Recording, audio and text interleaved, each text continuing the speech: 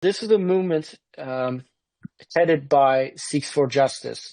They are the ones organizing, and it's usually, most of the time, it's the same people attending these protests, whether it be in Ontario, British Columbia, US, UK, New Zealand. They traveled all together to New Zealand, and then they mobilize people to come from local gurdwaras and to create a little bit of a crowd.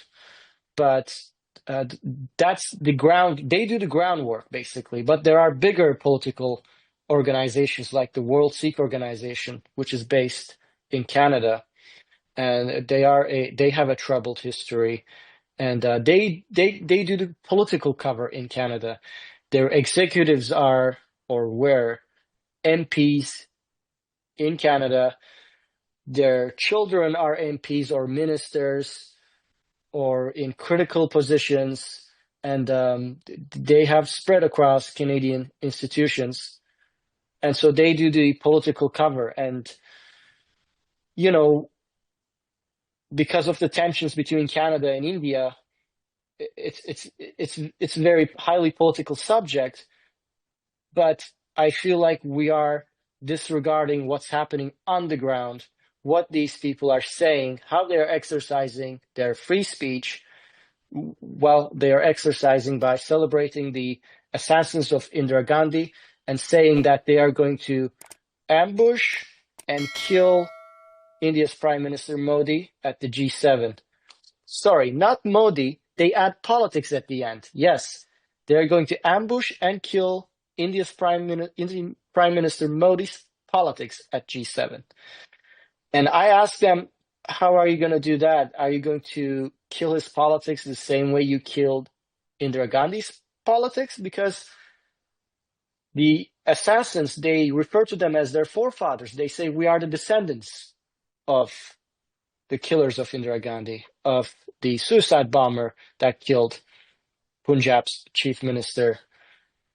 And they are glorifying these acts of violence. I have covered with my camera all of these events, but there's a reluctance on part of Canadian politicians to criticize or speak out against or distance themselves from such groups.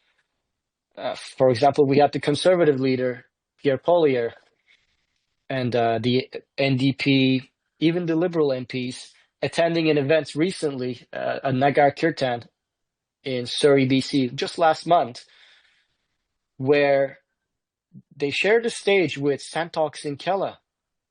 This event was a big event, lots of Khalistan influence. And in that event, they had Santokh Sinkela, the formerly convicted Sikh Canadian who conspired to blow up an airplane departing from JFK, Air India Flight 112. And Mr. Santokh, he was giving a speech with an axe on his hand, a metal axe, and he's wearing Babar Khalsa insignia. His daughter refers to him as an Jatata of Babar Khalsa, although he does not give a straight answer. When I challenged him, I did interview him, and he was sentenced to life in prison by a Canadian court. But 6 years later, he was let go, and he was declared innocent. But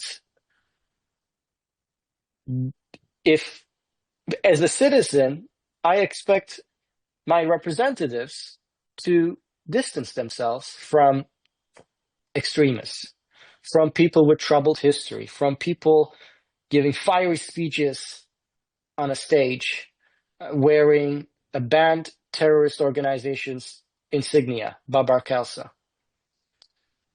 And it appears that because of the lack of media coverage or lack of awareness on part of Canadian population, these politicians are getting away with their participation at these events. And that's what I'm trying to do. I'm trying to raise awareness so that there's accountability. Otherwise, what I've been through today, it's going to become the norm, where Yeah, basically.